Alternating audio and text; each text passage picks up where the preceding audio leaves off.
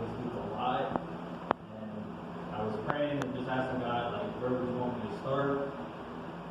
So I just went back to the beginning of Abraham coming into the Bible and just seeing what was the times like when he was introduced to us, and then what was happening to lead up into Sodom and Gomorrah.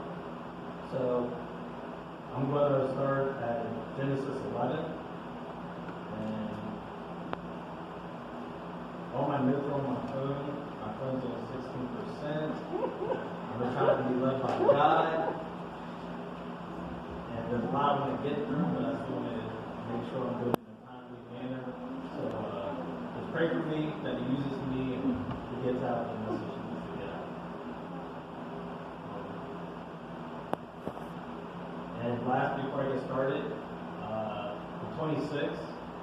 I've been back in church now for almost 5 years. I've done Christian rap a lot of places, and people always ask me to do music, but they never ask me to just speak or preach or anything like that. So I'm thankful for this opportunity from Chad and God, and just me diving in and learning more about what I was going to preach tonight. Just made me realize just why I love serving God and why I love using the gifts He's given me, because ultimately I love just to read His Word and get to find out who He is and more about Him. So the best thing you can do is read the Word for yourself. So that's why we're just going to kind of walk through it together so we can understand.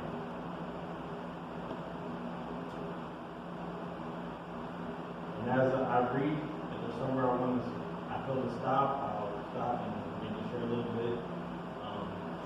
So starting at Genesis 11, it says, "And the whole earth was of one language and of one speech."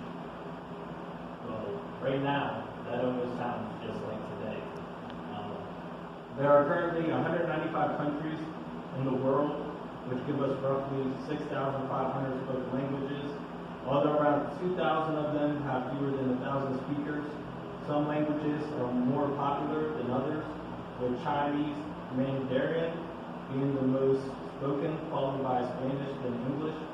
This may be surprising to an English speaker, as it's the main language of businesses, travel, and international relations, something that traces back to the days of the British Empire. Around the world, more than half of people, estimated from 60 to 75%, speak at least 2 languages. Many countries have one official national language. People are increasingly expected to speak, read, and write at least one of a handful of super languages such as English, Chinese, Hindi, Spanish, or Arabic as well. So to be monolingual, as many native English speakers are, is to be the minority and perhaps to be missing out. There are similarities between the oldest languages such as Hebrew, Greek, Latin, and Sanskrit. This suggests that all modern languages share a common source. Keyword source. Language is constantly evolving. Even in our lifetimes, we've already seen some giant changes thanks to interpreters, mobile phones, the internet. So it's possible the world could speak one language again, or at least be able to translate and understand. Let's go back to reading. "And it came to pass, as they journeyed from the east, that they found a plain in the land of Shinar, and they dwelt there. And they said one to another, Go to, let us make brick, and burn them thoroughly. And they had brick for stone, and slime had they for mortar. And they said, Go to, let us build us a city, and a tower, whose top may reach unto heaven. And let us make us a name, lest we be scattered abroad upon the face of the whole earth. And the Lord came down to see the city and the tower, which the children of men builded. And the Lord said, Behold, the people is one, and they have all one language. And this they begin to do, and now nothing will be restrained from them, which they have imagined to do. Go to, let us go down, and there confound their language, that they may not understand one another's speech. So the Lord scattered them abroad from thence upon the face of all the earth, and they left off to build the city." So they weren't good people that loved God and loved one another, or else God would have had no reason to separate them. a lot of people or atheists usually ask, well, why did God separate them? The reason he separated them is because they didn't love God, which means they couldn't love one another. They tried to build a city and tower whose top could reach the heavens. That's because they knew God destroyed the world by a flood before that, so they tried to prevent them from dying if it was to happen again, and so they could make a name for themselves. In verse 4, it goes on to say, lest we be scattered abroad upon the face of the whole earth. So that tells you that they knew they would be scattered for trying to be like God, but yet they chose to do it anyway. People at the Tower of Babel were doing more than just building a really tall building, like we're kind of taught to do in Sunday school. A lot of people believe that they have maybe been trying to enter the heavens or another dimension, and that's why a lot of pyramids are built in certain places of the earth. They believe it's like the veil is torn in order to reach the heavens or so. Just by show of hands, does anyone know? Has anyone ever heard what CERN is? CERN? I talked to Chad about it. So I thought I knew, but it's like reading the Bible. The more you research, the more you look into it, the more things you find out. So I'm going to explain a little bit about what CERN is. To try to kind of connect this to show you all that the times, like we said before, Noah, Sodom and Gomorrah, aren't any different right now. CERN started in 1954. CERN is credited as the creator or implementer of the World Wide Web. I read that it was created as a way of helping scientists communicate with each other. CERN is located at Merion in the canton of Geneva on the border of France and Switzerland on an ancient town named Saint Genus Coeli, which is believed to be a Roman town that had a temple to Apollo. And the people thought it was a portal to the underworld. Sounds just like CERN or the Tower of Babel. Read Revelation 9 to where it says, and the fifth angel sounded, and I saw a star fall from heaven into the earth, and to him was given the key of the bottomless pit. And they had a king over them, which is the angel of the bottomless pit, whose name in the Hebrew tongue is Abaddon, but in the Greek tongue hath his name Apollyon. So it's the same God, where they believe the old structure was to that God is built where CERN is now. Well, CERN is built there now. CERN is basically a well-funded physics lab, so they say, but some say there is a cult or cultish religion behind it. Outside in front of the building, there's a statue of Shiva, which is known as the god of destruction, and the Hindu Trinity, along with two other gods called Brahma and Vishnu. And I know this may sound foreign to a lot of people, and it sounded a little crazy to me when I first was researching into all this, but just ride with me. Started trying to find the God particle, meaning the particle that existed before the Big Bang, black matter, void and formless darkness. The way they are trying to do that is with the LHC, which is capable of creating black holes or wormholes and can swallow the entire Earth up. CERN hopes to find a parallel universe with the LHC, which stands for the Large Hadron Collider. CERN is funded and backed up by the United Nations and many other nations. The U.S. donated $536 million to CERN back in 1997. CERN has created the largest man-made machine called the LHC.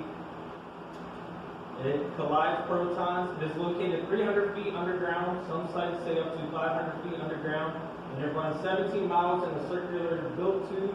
There are two major machines, and then tubing all underground.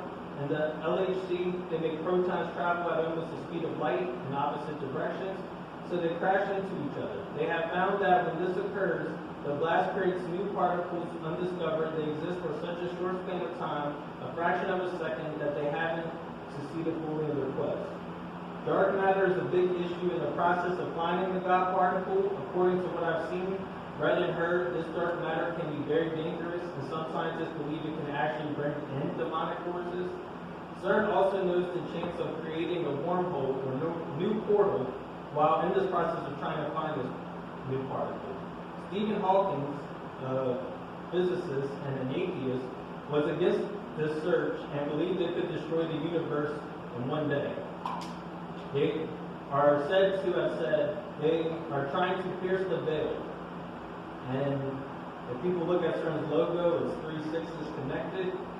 But that's just showing you, if you do your own research and look into it, that through technology, through AI, and all other types of means, people are trying to be their own God. Even just their own pride. People are trying to be their own God. So back to the word. Verse 9. Therefore is the name of it called Babel, because the Lord did there confound the language of all the earth. And from thence did the Lord scatter them abroad upon the face of all the earth. So Babel means a confused noise made by a number of voices. If it isn't God's word, meaning about Jesus Christ, or pointing back to Jesus Christ, it's Babel. Now these are the generations of Terah, or Terah. Terah begot Abram, Nahor, and Haran begot Lot. And Haran died before his father Terah in the land of his nativity, and Ur of the Chaldees, and Abram and Nahor took them wives. The name of Abram's wife was Sarai, and the name of Nahor's wife Milcah, the daughter of Haran, the father of Milcah, and the father of Ishkah. But Sarai was barren, she had no child, and Terah took Abram his son, and Lot the son of Haran his son's son, and Sarai his daughter-in-law, his son Abram's wife, and they went forth with them from Ur of the Chaldees to go into the land of Canaan, and they came unto Haran and dwelt there. And the days of Terah were 205 years, and Terah died in Haran. So next to Genesis 12. It says, Now the Lord has said unto Abram, Get thee out of thy country, and from thy kindred, and from thy father's house, unto a land that I will shew thee. And I will make of thee a great nation, and I will bless thee, and make thy name great, and thou shalt be a blessing. And I will bless them that bless thee, and curse him that curseth thee. And in thee shall all families of the earth be blessed. So Abram departed as the Lord had spoken unto him, and Lot went with him. And Abram was 75 years old when he departed out of Haran. And Abram took Sarai his wife, and Lot his brother's son, and all their substance that they had gathered, and the souls that they had gotten in Haran. And they went forth to go into the land of Canaan, and into the land of Canaan they came. And Abram passed through the land unto the place of Shechem, unto the plain of Moreh, and the Canaanite was then in the land. And the Lord appeared unto Abram, and said, Unto thy seed will I give this land. And there builded he an altar unto the Lord who appeared unto him. And he removed from thence unto a mountain on the east of Bethel, and pitched his tent, having Bethel on the west, and Hay on the east. And there he builded an altar unto the Lord, and called upon the name of the Lord. And Abram journeyed, going on still toward the south. And there was a famine in the land. And Abram went down into Egypt to sojourn there, for the famine was grievous in the land. And it came to pass, when he was come near to enter into Egypt, that he said unto Sarai his wife, Behold now, I know that thou art a fair woman to look upon. Therefore it shall come to pass, when the Egyptians shall see thee, that they shall say, This is his wife, and they will kill me. But they will save thee alive. Say, I pray thee, thou art my sister, that it may be well with me for thy sake, and my soul shall live because of thee. So, I may have mentioned this later, but just reading that again. Our God chose Abraham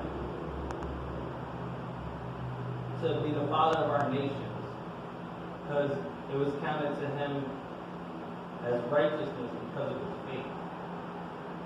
But I don't know if I had a wife, if I was just going through Egypt and I would just tell someone she's my sister, or not give her away, but he was trusting God, but in order for nothing, I guess, to happen to her. So maybe that's a revelation, but it's something. But even still, our ways are not as high as God. So, what we may think is right or wrong, it's only a matter of what God's word says. So, going to